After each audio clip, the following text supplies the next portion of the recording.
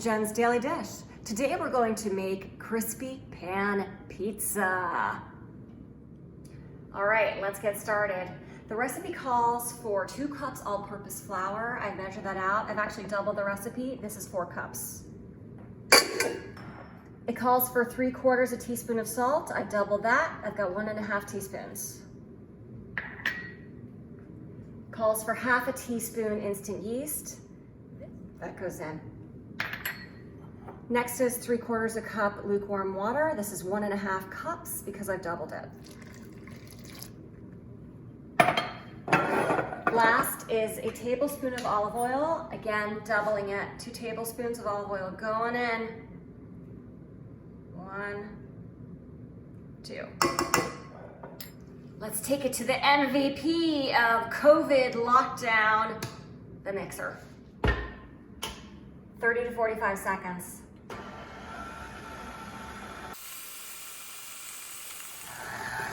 It should be a little bit shaggy, which it is. It's ready to go. I'm gonna take it off of the beater, let it sit for 5 minutes, let it rise, and then we get to do some fun stuff. Now we're gonna do something that's called a 4-fold or stretching of the dough. I guess it pulls the gluten or something like that. So get your hand a little bit wet. So I have a bowl of water here, and we are literally going to be pulling the dough and then pressing it over. So we're gonna turn it around and keep doing this in all the directions of the dough. One more turn, and you're gonna do a 4th and final turn, turning it a complete 360 and folding it over itself. Cover again, wait 5 more minutes, do it again. Time's up, let's do it again. Hand in water, fold, fold, fold. 1, 2, whoops, 3, 4. 5 minutes on the clock. 4th and final fold. Be sure to get in there, pull it, stretch over the top. Let it sit for 40 minutes. 40 minutes are up. Now we put it in the fridge for 12 hours and up to 72 hours. I've done that. 3 days works out just fine. All right, let's take a look at it. It has been 72 hours.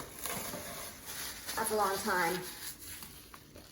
But you can see how puffy it's gotten, see? It's puffed up quite a lot. The first thing that we're gonna do is we're gonna oil the pans, the 2 cast iron pans, because I doubled the recipe. So let's go ahead and do that. You can use a little paper towel. And if you don't have a cast iron pan, you can use some other heavy pan that's okay in the oven, and or a round pie dish, whatever you have that would be oven proof. I think it would turn out just fine. It doesn't have to be perfect.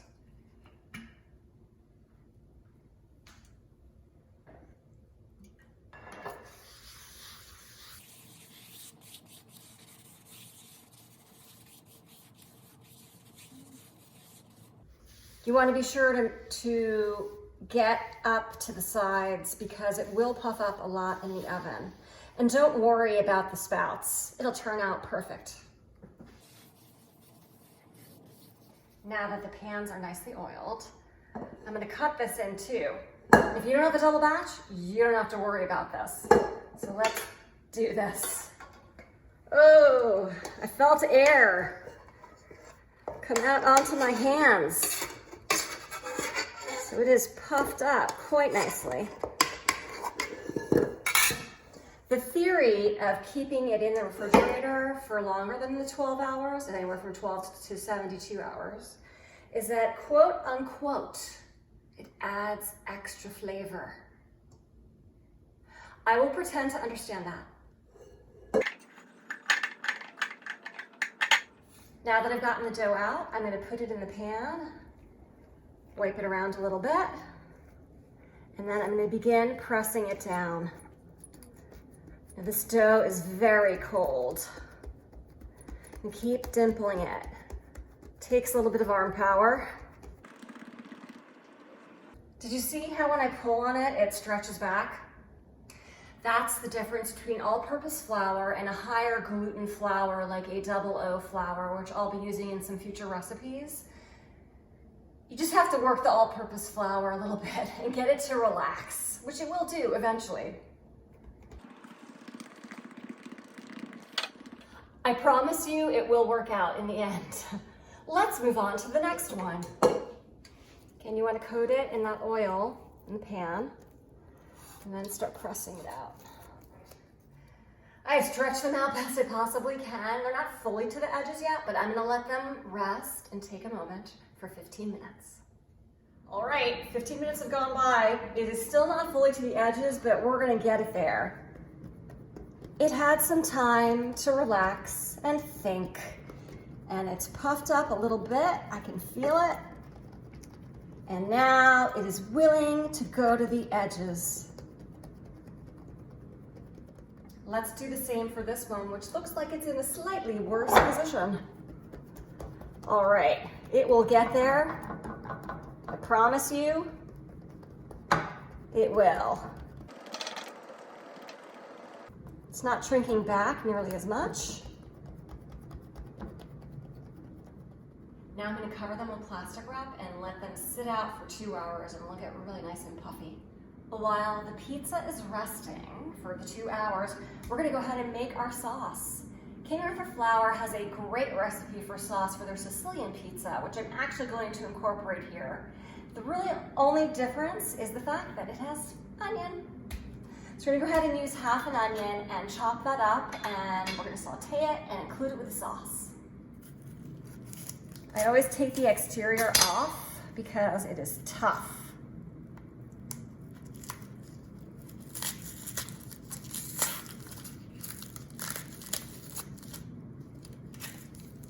Okay, the trick that I've learned from all the food channels.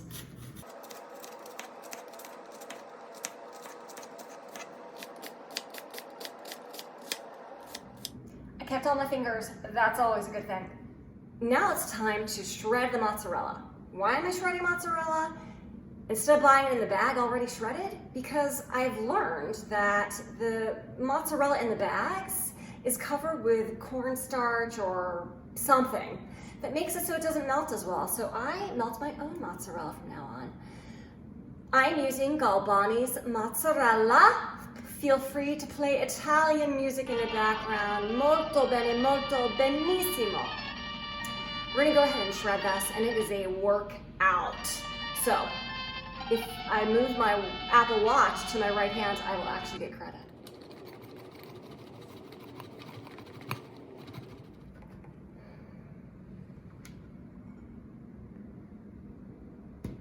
Look at all that yummy cheese, which is going to melt very well on the pizza.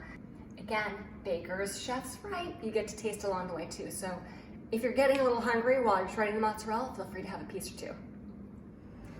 Pan is on, it's hot. Let's get the oil in, saute those onions.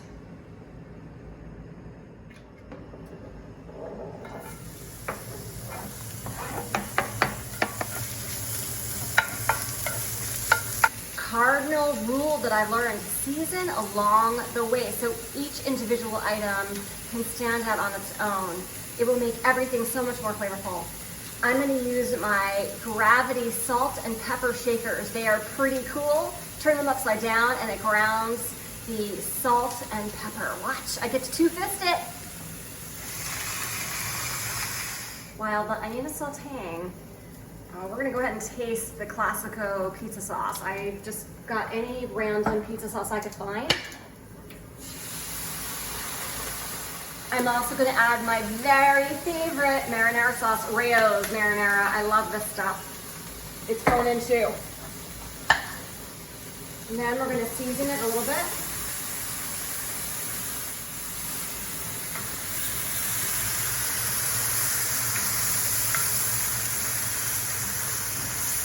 Let's taste it.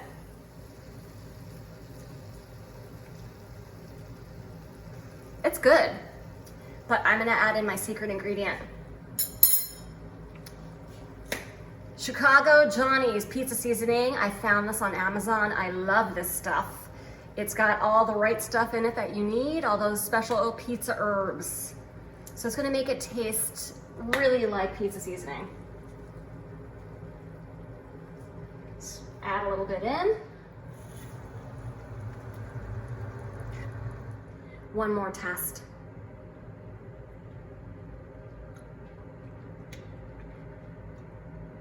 On the nose, perfect. All right, these have sat for 2 hours, and the dough, it's supposed to be jiggly. I don't know that it's jiggling in the pan, but it looks like it would be jiggly, and I think that counts.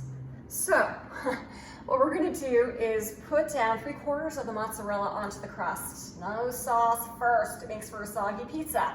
So let's put this cheese down first. Notice that big chunk, it'll melt just fine. Let's put some down over here. Be sure you're getting the cheese to the edges because that will make a caramelized crust. It will make it great and it won't be soggy. It'll be nice and crunchy. Let's put the sauce down.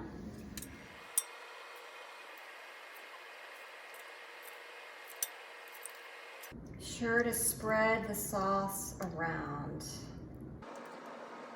See, look at that. It's just fine. It looks like I intentionally avoided the edges with the sauce. I really didn't. It just happened to work out that way. Because the cheese is there, it'll still be a crunchy crust. Now let's add the pepperoni. I am using Applegate uncured pork and beef pepperoni because that's what I can find at the market. But I have to tell you, this is really good pepperoni. It's yummy.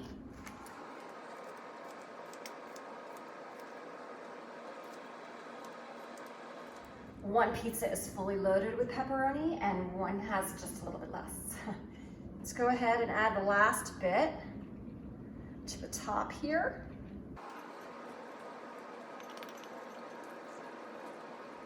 Now let's get them in the oven.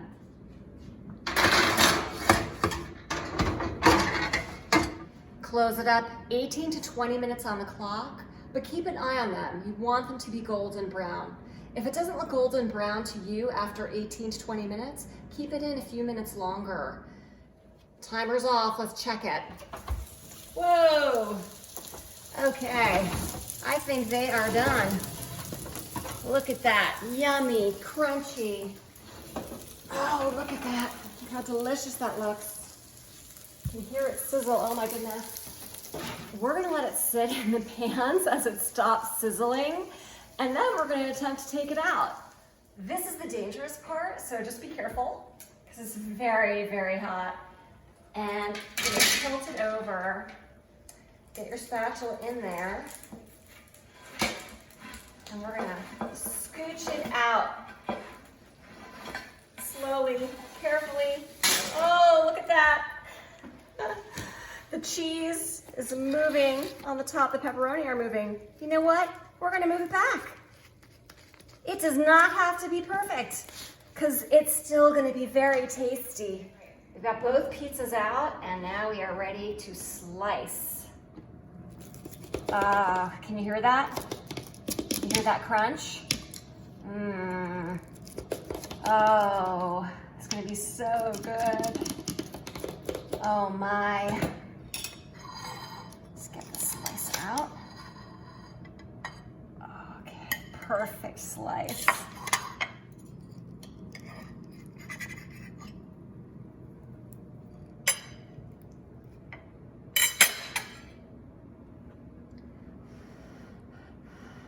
It's very hot. Can you see the steam?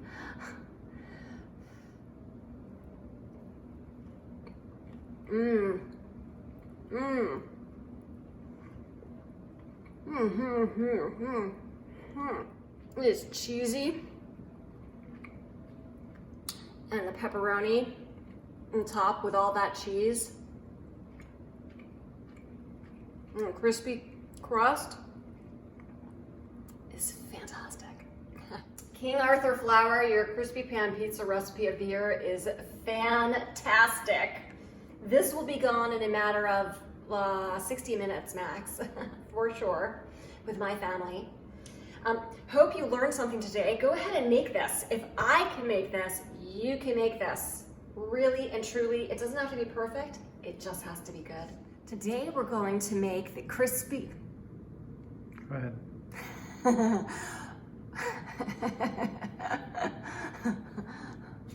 Welcome to Jen's Daily Dish. Shit. I'm using galbani mozzarella, oh solo mio. No, we don't need to sing Italian, but we can try. I'm gonna do that over so that we have these fantastic gravity salt and pepper shakers. Now it's time. Okay, I can get myself together.